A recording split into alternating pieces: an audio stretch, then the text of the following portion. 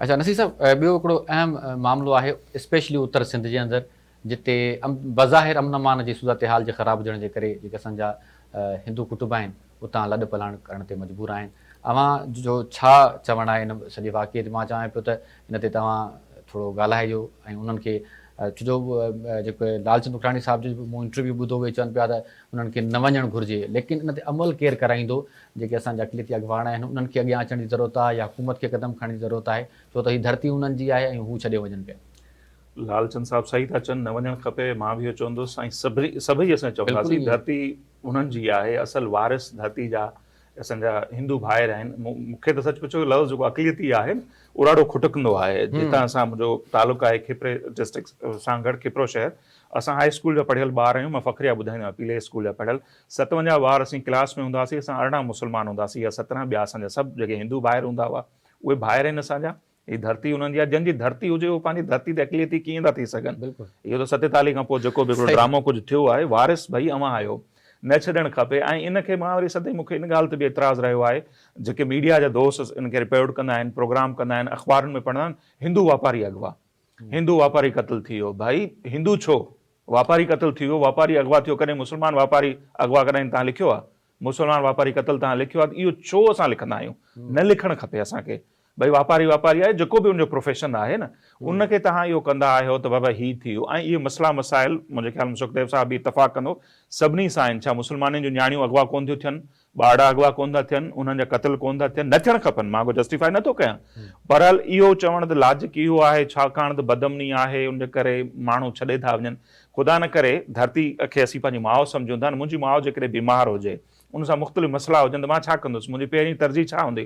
मां हुनजो इलाजु कराईंदुसि, उनजी केयर कंदुसि, पंहिंजी नौकिरी चाकरी छॾे उनजी ख़िदमत कंदुसि, या मां अहिड़े हालतुनि में पंहिंजी माउ खे पंहिंजी धरती खे छॾे हलियो वेंदुसि। सो नारायण श्याम साहब जो हिकिड़ो शेर आहे, मूंखे हाणे ज़हन में पियो अचे, त उनजो शेर आहे त वतन लाइ जान घोरी पोइ बि थोरी, वतन लाइ जान घोरी पोइ बि थोरी, सिंधियुनि जान न घोरी वतन घोरे आया। भई वतन घोरबो आहे छा? जेके पार्टीशन में विया हुआ उन्हनि खे उन्हनि मयार ॾिनी हुई त पंहिंजी धरती कोन छॾिबी आहे। खोड़ ख़ानदान आहिनि, सुखदेव जो ख़ानदान वेठो आहे, अहिड़ा लखें ख़ानदान आहिनि। सोभे ज्ञानचंदाणी जो असीं बार बार मिसाल ईंदा, उन्हनि चयो त मां पंहिंजी धरती कीअं थो छॾे सघां?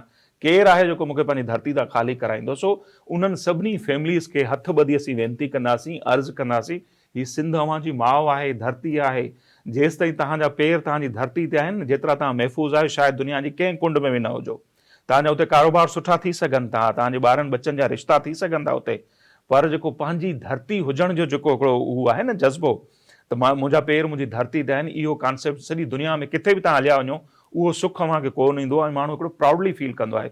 मुख़्तसिर मां ॻाल्हि कंदुसि त असां हिकिड़े महीने जे लाइ वियासीं अमरीका, मोटी आयासीं। एयरपोर्ट ते जॾहिं पहुतासीं त डान जो जेको ब्यूरो चीफ आहे सईद इफ्तिखार शिराज़ी, मूं शिराज़ी साहब खे चयो, शिराज़ी साहब आज मुझे ये महसूस हुआ है कि मोहतरमा जब आई थी 18 अक्टूबर ते जॾहिं आई थी, वो रुनी छो हुई? चई गोपांग क्यों रोई थी? मुंहिंजो इन करे रुनी त पंहिंजी धरती जी जेका उकीर आहे न, हुब आहे। जॾहिं असांजा पेर एयरपोर्ट खां लथासीं पंहिंजी धरती ते पिया, बा ख़ुदा मुंहिंजो सीनो ॼण त मां सम्झां में चौड़ो थी वियो आहे। मुंहिंजो त हाणे दुनिया जी का ताक़त, को माण्हू मूंखे कुझु कोन थो करे सघे, छाकाणि मां पंहिंजी धरती ते बीठो आहियां। तव्हां दुनिया जे कंहिं बि ख़िते में हलिया वञो, तव्हां हुते पनाहगीर हूंदव, पर जॾहिं तव्हां पंहिंजी धरती ते बीठा आहियो न, त इहो हिकिड़ो रिश्तो ई ॿियो आहे। त मूंखे केरु छा थो करे सघे? भई मुंहिंजी धरती आहे, बिल्कुलु थोरो बि मसइलो थिए, हिकिड़ी फ़ोन कॉल कंदुसि, 10 माण्हू पुॼी वेंदा। सो मसइला मसाइल सभिनी सां आहिनि।